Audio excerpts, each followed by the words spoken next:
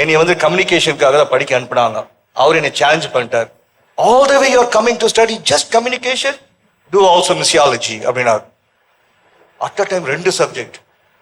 ஐயோ, அதெல்லாம் படிச்சுட்டு வரும்பொழுது அவர் சொன்ன ஒரு வார்த்தை, you will be a great communicator, I bless you அப்படின்னார். அப்போ நான் அவர்கிட்ட ஒரு சேலஞ்ச் பண்ணேன் என்னுடைய ப்ரொடக்ஷனில். அதாவது கேபிள் சொன்னாங்களே, கேபிள் நெட்வொர்க். அப்போ தான் அந்த பிஷப் கிட்ட சொல்லிட்டு இந்த மாதிரி ஒரு கேபிள் நெட்வொர்க் நம்ம பண்ணணும் அப்படின்னு. அதை பற்றி நான் தீசிஸ் எழுதியிருந்தேன். அப்போ ஒயிட் கேட்டாரு, do you think it is possible Ben அப்படின்னார்.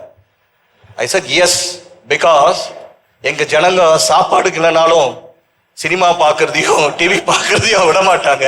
It is possible. என்ன hats off to David. Word ஃபுல்லா இன்னைக்கு தட் நெட்வொர்க் இஸ் ஒர்க்கிங்.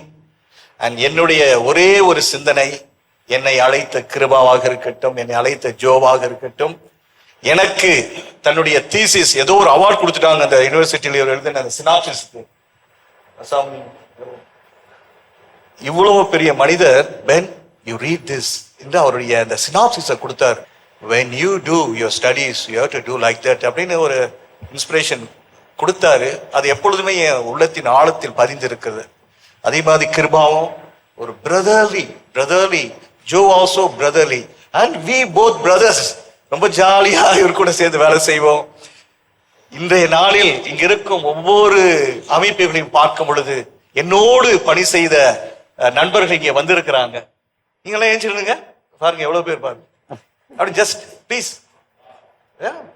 எல்லாம் சிஸ்டர்ஸ் வந்திருக்காங்க. சிஸ்டர் ஃபாத்திமா பாருங்க, இவங்கெல்லாம் ஏன்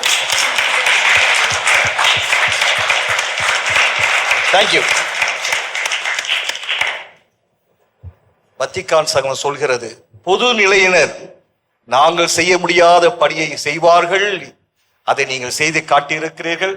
இன்று மாதா டிவி இவ்வளவு உயரமாக வளர்ந்திருக்கிறது என்றால் நாம் அனைவரும் அதில் பங்கேற்று இதற்காக ஜெபித்து இந்த நாளை கடவுள் எங்கள் 5 பேரையும் ஒன்றிணைத்து இதை நினைத்து பார்க்கும் பொழுது இது கடவுளின் செயல் என்பதை சொல்லி முடிக்கிறேன்.